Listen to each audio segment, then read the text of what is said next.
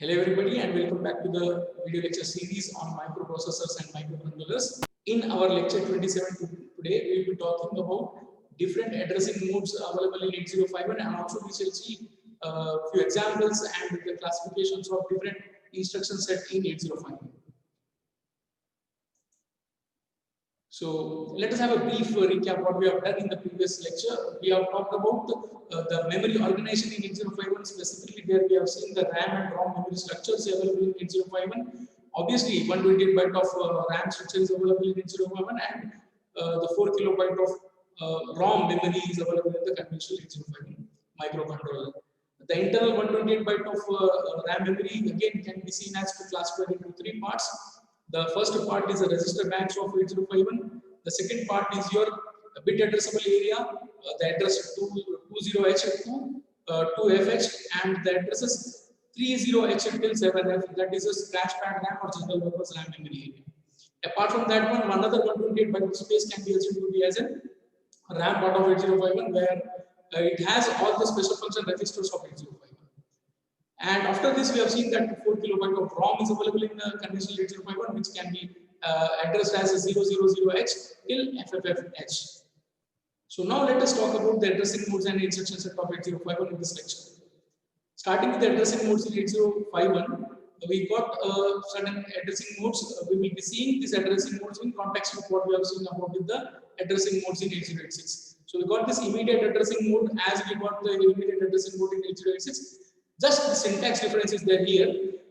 Suppose if I take an example of 8086 immediate addressing mode, there if I want to keep any data or move any data into the accumulator, I will be writing a move AX comma the number. But here the syntax for writing an immediate or indicating the immediate addressing mode is that I will write move accumulator comma hash the number. So this hash will make sure that the number is in and the number is only being moved into the accumulator and the addressing mode is in immediate addressing mode. Here it is very important to note that if you do not keep this hash in front of the number before moving that into the any register, there that time that number is not considered as a data value, instead it will be taken as a memory address. So there the addressing mode changes. We shall see the example of that thing also in the coming addressing modes. A few more examples of the immediate addressing mode is you can see here. Register addressing mode is the other addressing mode. It is similar to the register addressing mode in 8086, where we share or exchange data between the registers, or you operate upon a particular register through another operand available in the register. So basically, here also the instruction structure will be operation, destination, and the source. So the operation, suppose here it is adding A comma R4 means adding the content of A register with the content of R4 register, and that will be accumulated in register A itself. So all the different sort of your register to register addressing modes you can check it out. Next is direct addressing mode. As I was earlier telling you that if we do not put a hash in front of a number, here in 8051 that addressing mode will be considered as a direct addressing mode, because the number indicated in the instruction without any hash will be considered as a memory address instead of being considering the data. So this is very carefully to be observed by everybody. As we are habituated of working with 8086 in the first unit, there we have seen that whenever a number has to be moved into a register, we will be just writing move or operation destination, then followed by the operand, immediate operand without any hash or anything in front of it. But here, if we do not put a hash in front of a data before operating upon that one, that particular addressing will be considered as direct addressing mode, because that number in the instruction will be considered as a memory address. So here you can see that copy the content of RAM at 70 to a register A. So at the memory location 70H, whatever the data will be there, that will be moved into A instead of this 70H itself being moved into A. So this is the direct addressing mode in the 8051. So mind you about the syntax here, it is very important to understand. Direct addressing mode, few more examples are here, and one more specific thing about this playing with this registers R0 to R7 is that we can write by simple like this move A comma 4 instead of writing move A comma R4. So they both will be working as the same.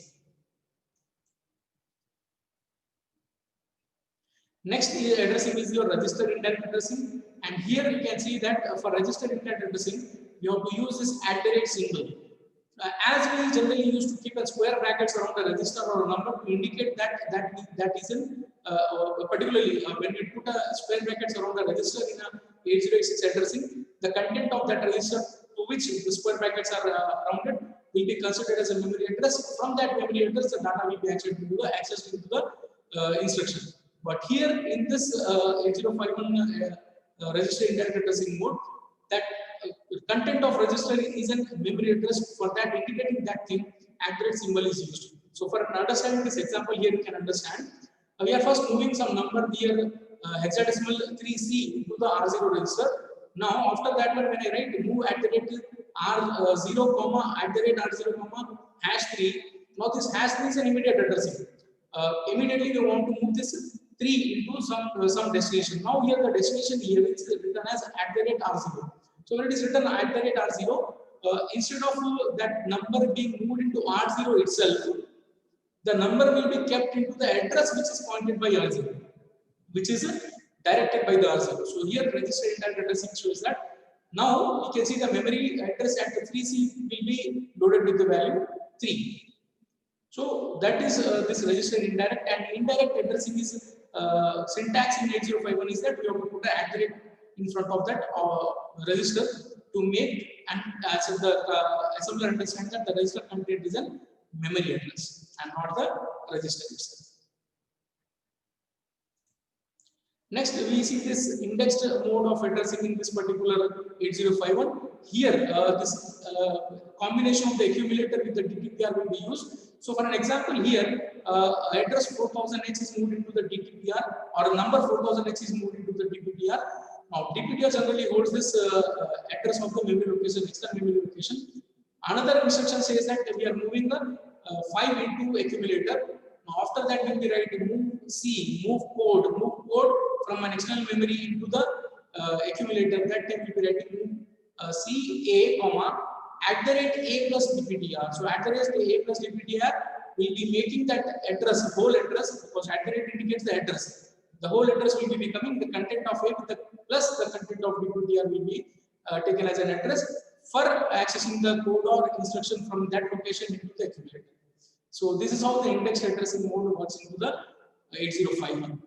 Okay, @ and this plus. So relative address is calculated, effective address is calculated by the content of accumulator and the content of DPTR here.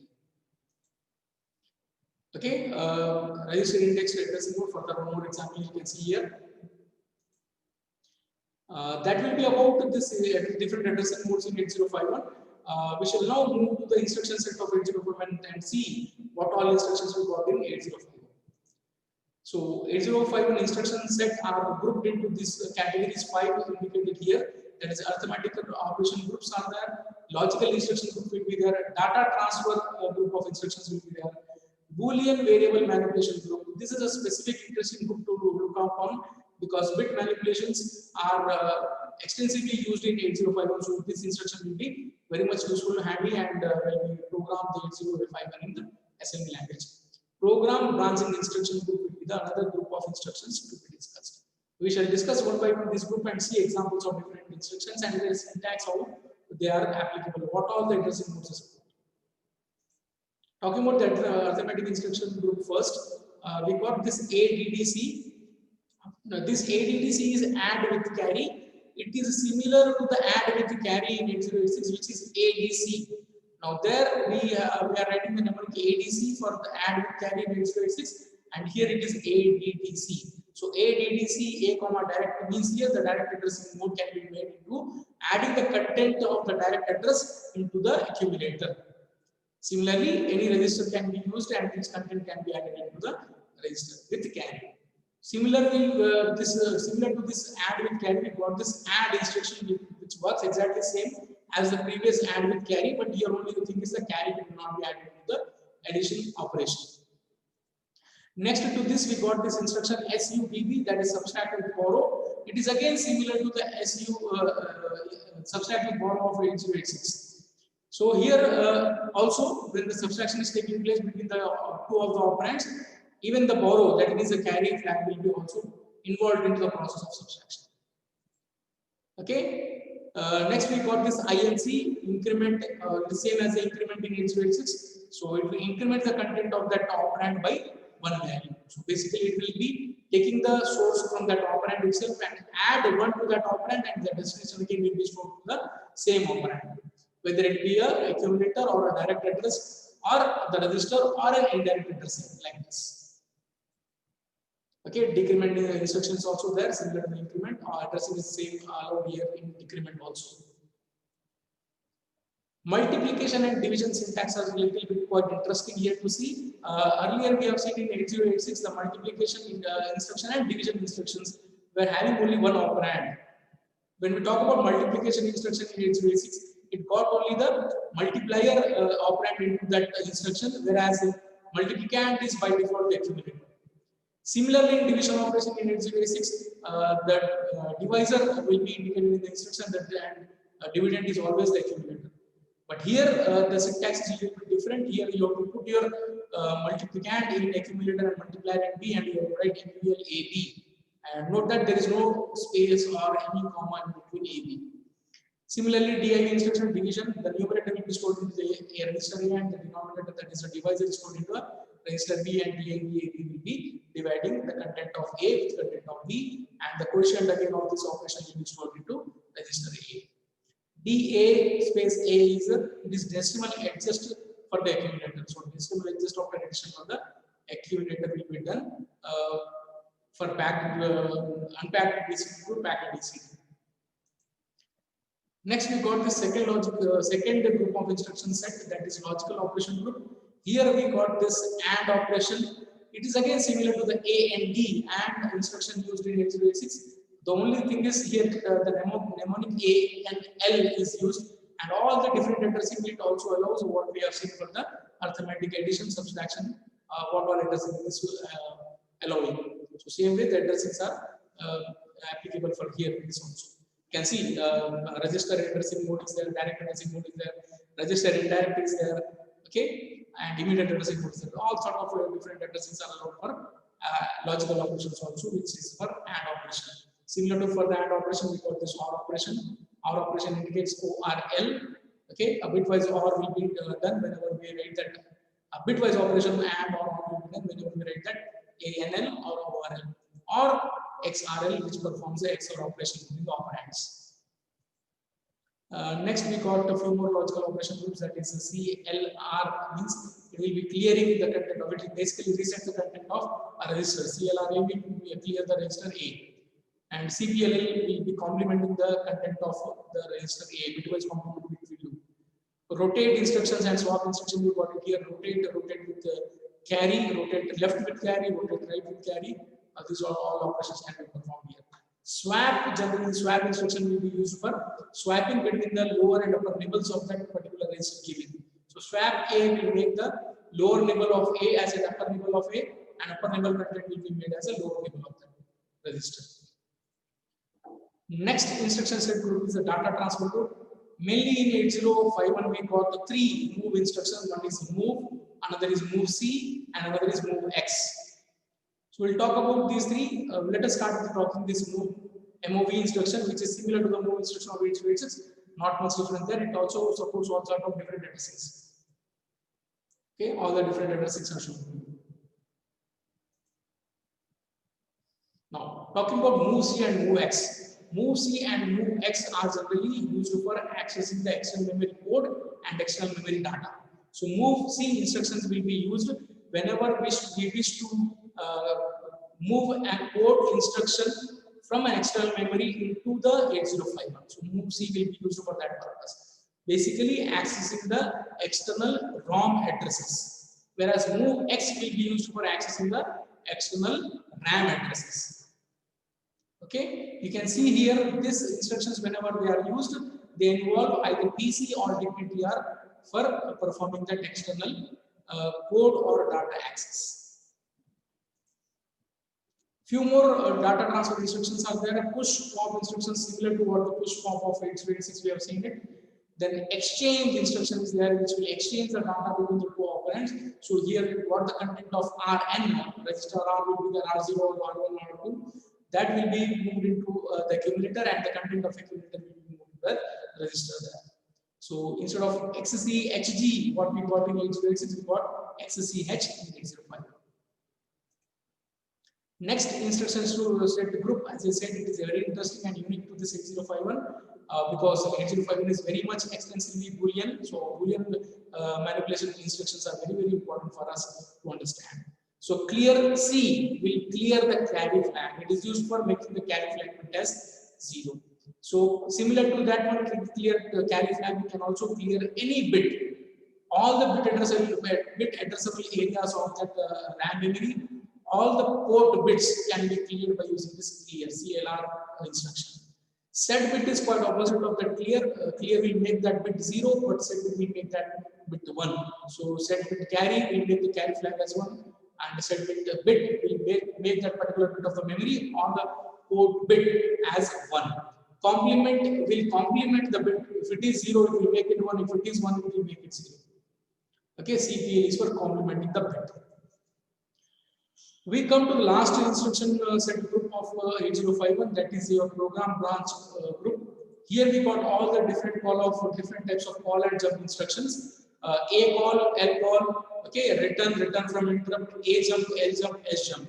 So here you can understand the difference between A call and L call. A call will be using whenever we wish to call them subroutine or something which is apart from the 11-bit address from that location, and L call will be used for calling the instruction from very distant memory addresses. Return generally is used for returning from any subroutine, and return I is used for returning from interrupt service routines. A jump, L jump, and S jump are again 3 types of different unconditional jumps, and we have these 3 different unconditional jumps: S jump, L jump, and A jump, depending upon how far the jumping location is there from that current location. So short jump is generally used for relative addressing, which is within that 8-bit displacement from that particular point of jump. Okay, absolute and relative will be respectively jumped for 11-bit address size and 16-bit address size. Talking about few more branching instructions, we got this DJ and Z. Okay, and no operation. We also have this JZ, JNZ, CJNE, CJNZ also you can call them. Jump if 0 condition of the output of ALU it is, jump if not 0 or as an output of ALU. CJNZ is a typical instruction which is, we can say, a combination of 2 instructions which were there in 8086, which is compare and then jump if not equal. So CJNE stands for compare. Compare what? Compare in this case A register and direct memory address, what is given the content of register A and the direct memory address content, and if they are not equal, then make a jump to the relative address given in this instruction itself. So basically, this type of CJNZ or NE instruction contains 3 fields. One is operand 1, operand 2, and the relative address location for jumping upon if the condition is satisfied. DJNZ is for similar to the CJNZ, but here it will decrement the given operand here, and if the content of operand is not 0, then it will make a jump to the particular given relative address. No operation is just no operation as usual for similar to the 8086 no operation, where it will be just doing nothing for a particular amount of time. So that will be it for this instruction set and addressing modes of 8051. Thank you, and see you in the next lecture.